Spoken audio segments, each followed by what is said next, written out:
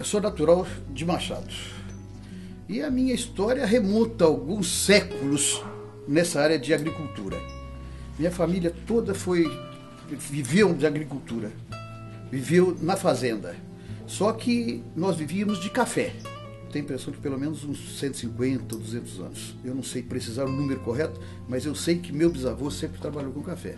Meu avô, meu pai, nós trabalhávamos juntos.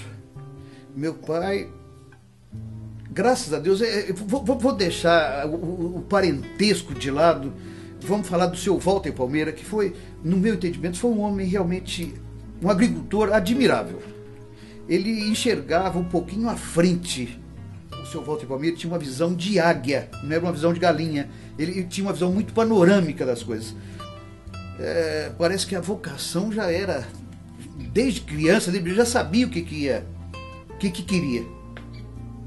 Sem a menor dúvida.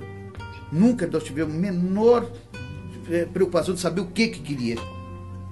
E até hoje eu continuo apaixonado com a atividade. Não, eu posso até achar que não é a que mais rende no mundo, mas eu vou dizer que é a mais prazerosa que existe.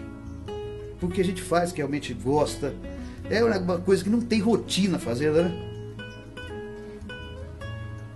E eu acho que uma das vantagens de trabalhar especificamente agora com a Pioneer é que eu, particularmente, eu gosto muito de trabalhar com parcerias. Nós temos algumas na fazenda, com a Pioneer na área de milho. É um negócio que passa muita segurança para a gente trabalhar. Vou falar do nosso bairro aqui, que é uma pessoa...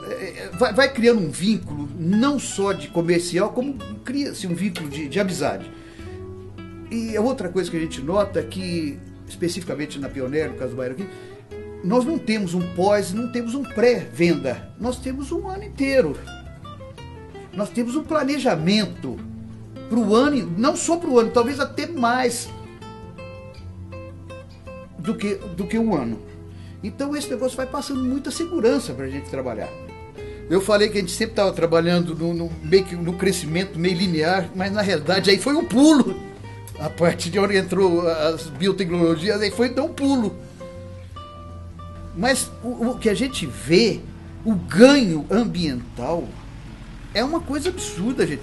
Quantas aplicações de defensivos, de inseticidas que a gente fazia para colher X.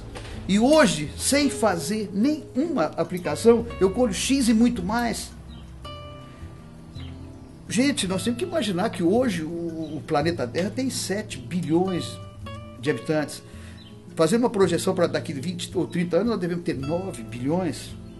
E como que nós vamos encher barriga só com teoria?